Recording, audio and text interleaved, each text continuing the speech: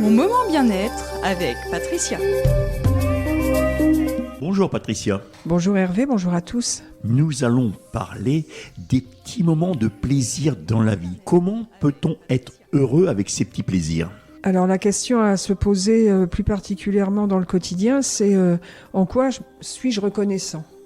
On a forcément une reconnaissance, une chose pour laquelle on est reconnaissant, comme le fait de pouvoir se lever par exemple en pleine forme le matin ou en relativement bonne forme. On sait que le bonheur c'est important, ça a été mis en évidence par les neurosciences. On sait que quand on est heureux, on produit de la dopamine et de la sérotonine, qui sont des hormones qui contribuent à la bonne santé. Si on pense plus régulièrement aux choses pour lesquelles on pourrait être reconnaissant, ça va nous tourner vers un côté positif de notre vie. Penser aux choses positives et ne pas toujours ruminer plutôt des choses négatives. Faire preuve de gratitude envers d'autres personnes, c'est être conscient que des personnes sont bonnes pour nous, qu'elles sont bienveillantes pour nous. Ça peut être tout simplement un commerçant qui t'adresse un sourire, qui tend la main, qui t'ouvre la porte, qui t'aide à charger ta voiture. Enfin, ça peut être des choses comme ça de reconnaissance. Parfois, on essaye d'aller se compliquer la vie en trouvant du bonheur ou en espérant du bonheur, alors que c'est très difficile, alors que le bonheur, quelquefois, il est juste devant nous. Mais ça dépend de l'ambition qu'on met dans le mot bonheur. Pour certains, le bonheur, ça doit être absolu, ça doit être le nirvana 24 heures sur 24. Or,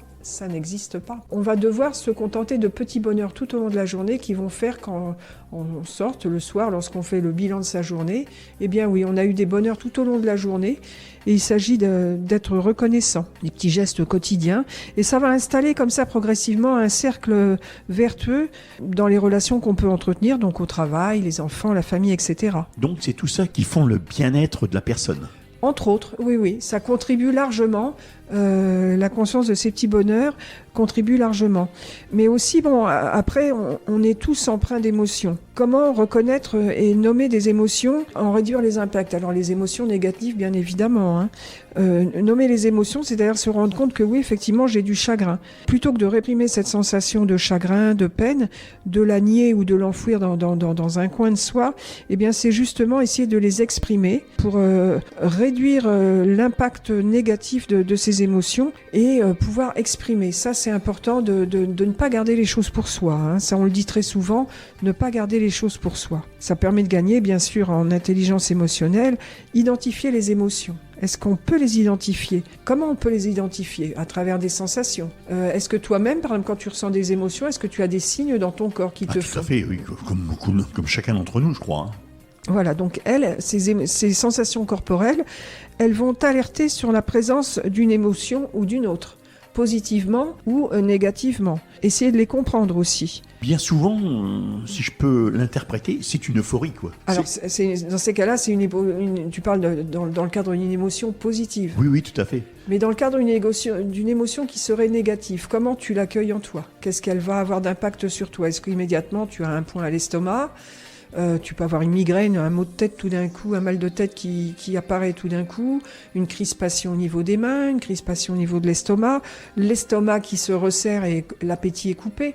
Donc tu vois, on est tous différents avec nos sensations d'émotion et donc il s'agit de les comprendre. Alors il faut pas confondre non plus avec un déclencheur, comme par exemple quelqu'un qui te fait une remarque ou une critique, ça c'est et l'émotion elle-même. L'émotion, ça va être la colère, la peur ou la tristesse qui vont être en réponse à cette remarque. Et par ailleurs, les émotions, elle nous alerte sur le besoin non satisfait et une fois que ce besoin tu l'as satisfait, elles repartent aussitôt. Donc les émotions, on le travaille beaucoup en sophrologie, en hypnose, en coaching, c'est vraiment important de pouvoir les exprimer. Certaines personnes n'arrivent pas à exprimer les émotions et ce qui fait qu'elles s'entassent. Alors quand c'est les bonnes effectivement, ça va se faire, mais quand une personne n'est pas capable de ressentir, d'exprimer les émotions, quand elle ressent des émotions négatives, elles vont prendre le dessus sur les positives. Et justement, les personnes ne vont plus voir les petits bonheurs du jour comme ça tout au long de la journée. Donc exprimer ses émotions à une personne, par exemple, une personne qui te dit quelque chose de gentil, exprimer sa gratitude, sa reconnaissance. Question générale, Patricia, c'est quoi une émotion ? Alors une émotion, par exemple, ça peut être la peur, Alors quand elle est vraiment intense, ça peut être la terreur, ça peut être la colère. Et quand elle est intense de la même façon, ça peut être de la rage. Hein, c'est carrément passer le cran au-dessus. Et la tristesse est pareil. La tristesse très très forte, ça peut être la douleur, bien sûr l'amour, le dégoût et la joie. Ça, ce sont les principales émotions qui sont reconnues. Alors la peur, d'où nous vient cette peur? Ça peut être suite à un danger. Une terreur, ça peut être un danger imparable. C'est-à-dire que c'est quelque chose qui te tombe dessus et que tu es vraiment en pleine terreur, tu ne sais pas comment réagir. La colère, elle répond très souvent, la plupart du temps, à une frustration. Hein. Bon, par exemple, quand on prend le cas des enfants, on dit non à un enfant, il est frustré, il ne sait pas exprimer, ça va être la colère, il se roule par terre. Ça, c'est pour le tout petit enfant. Mais même adulte, on peut très bien ressentir de la frustration et ça peut donner de la colère. On nous a dit non à quelque chose, par exemple, on va voir son employeur, on demande à être augmenté, on estime qu'on est dans notre bon droit, il nous dit non, on se sent frustré. Et on peut avoir de la colère, ça peut remonter aussi, donc frustration, ça peut être aussi lié à l'injustice, à une blessure qui peut provoquer de la colère. Et la rage, c'est vraiment quand on est impuissant, quand on ressent de l'impuissance devant quelque chose, un phénomène qu'on ne peut absolument pas gérer. Et là, c'est vraiment la rage et ça décuple la force, hein, ça décuple la colère à puissance selon la personne, puissance N. La tristesse, elle peut être très souvent associée à la perte d'une situation, un changement de situation, la perte d'un amour aussi. Et la douleur aussi, elle peut être liée, c'est une émotion, la douleur, mais c'est aussi une conséquence de la tristesse. La tristesse peut amener de la douleur, hein, tant morale que physique, et bien sûr émotionnelle, par une séparation, hein, quelle qu'elle soit. L'amour, lui, c'est plutôt positif, donc elle est renforcée par un lien. Et le dégoût, ça peut être dégoûté de la nocivité de quelqu'un. Hein. Quand vous avez des êtres qui ont des comportements toxiques, on a un dégoût de personnes, ils ont une attitude immorale, ils ont une attitude qui est inconcevable, qui est inacceptable. Et là, on a tous ressenti plus ou moins du dégoût face à des événements qu'on entend relater à la télé, par exemple, hein, pour reprendre des actualités. Et puis la joie, elle peut être liée par... la cause peut être induite par de la réussite ou une rencontre aussi. Donc les émotions sont vraiment très présentes tout au long de la journée. Parfois, il est difficile d'exprimer une émotion à une personne. Hein. On a une certaine pudeur aussi qui fait qu'on ne va pas oser exprimer son émotion directement à une personne. On peut te suivre où sur Internet? Sur Internet, donc sur mon site www.pf-sophrologue.com. Pour prendre rendez-vous, on peut te joindre où? Alors idéalement, c'est sur mon téléphone 06 42 66 76 89. Et tes cabinets, ils sont situés où?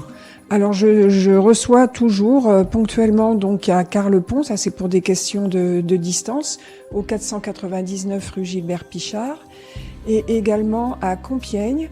Donc c'est dans l'ancien état-major, c'est la maison médicale Place Choiseul, c'est face à l'Oise, c'est Courguinemer. Et le mercredi, je suis à Coix-la-Forêt, 17 route de la Morlaix, dans le centre de bien-être et de santé. Vraiment, on peut te consulter à 3 endroits différents. Selon l'endroit où ils habitent, ils choisissent celui qui est le plus près de leur domicile. Et bien sûr, je me déplace toujours à domicile quand certains cas le demandent. Eh bien, Patricia, je te remercie d'être venue jusque dans les studios de Vive FM. Je te souhaite une agréable journée. Bonne journée à toi, Hervé, et bonne journée à tous. Au revoir.